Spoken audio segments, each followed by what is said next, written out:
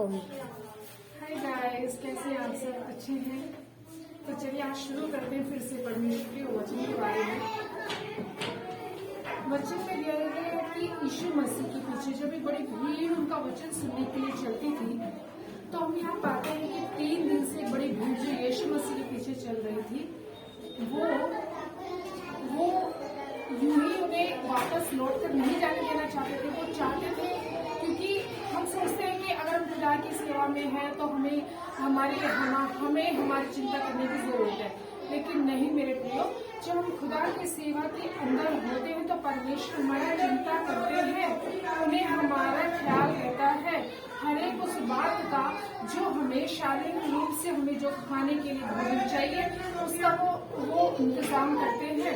जैसे जो भीड़ यीशु मसीह के पीछे चल रही थी, 3 दिन से लगातार यीशु मसीह के पीछे चल रही थी, और परमेश्वर नहीं चाहते थे कि वो यूं ही थक कर घर वापस लौट जाए, बल्कि उन्होंने उनके लिए न केवल वहाँ पर इंतजाम किया, और वो इंतजाम में मेरे प्रिय ऐसा इंतजाम था जिसमें एक छोटा बालक, जिसमें छोटा बच्चा था, जिसकी मम्मी ने उसको रोटियां और मछली दी थी कि बेटा जा और रास्ते में खा लो। बट उस लड़की ने उसको कैसे रखा? उस लड़की ने उसको बचा के रखा।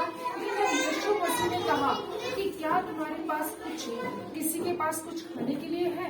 तो मेरे प्रियो, 5,000 की भीड़ के पर किसी ने नहीं बोला कि हाँ मेरे पास खाने के लिए कुछ है। केवल वो छोटा बच्चा जो छोटा था, पर उसने अपनी जो उसकी मम्मी ने 5 रोटियां 2 मछलियां दी थी, वो उसने यीशु मसीह को दे दी। और मेरे प्रियो, ये वचन हमें सिखाता है कि न केवल परमेश्वर हमारी जरूरतों को पूरा करता है, और बल्कि आए हुए तमाम लोगों की जरूरतों को पूरा करता है। अगर वो लड़का वो 5 रोटी और 2 मछली यीशु मसीह को नहीं देता तो 5,000 की भीड़ उन लोगों को नहीं खा सकती थी। इसका मतलब ये वचन हमें सिखाता है कि जो हमारे पास है, अगर उसमें से हम कुछ भाग परमेश्वर को देते हैं तो परमेश्वर उसमें आश्चर्य कर्म करते हैं। तो एक बड़ी भीड़ उस लड़के के देने के द्वारा, उस बड़ी भीड़ ने उस भोजन को खाया। न केवल खाया बल्कि बचे हुए टुकड़ों से रोटियां जो बची थी वो 12 पेटियां उनसे भर गई। तो न केवल उस भीड़ ने खाया, बल्कि 12 रोटियां भी जो बच गई थी उन्हें भी उन्होंने इस्तेमाल किया। तो अब इस वचन से हमें शिक्षा मिलती है कि हमें जो हमारे पास है वो हमें अपने पास ना रख करके जब हम दूसरों के लिए देते हैं तो परमेश्वर उसमें अपनी आशीष देता है।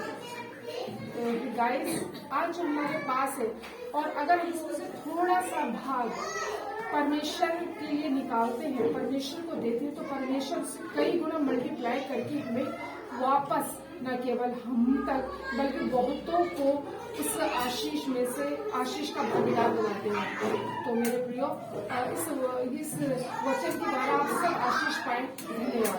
वीडियो पसंद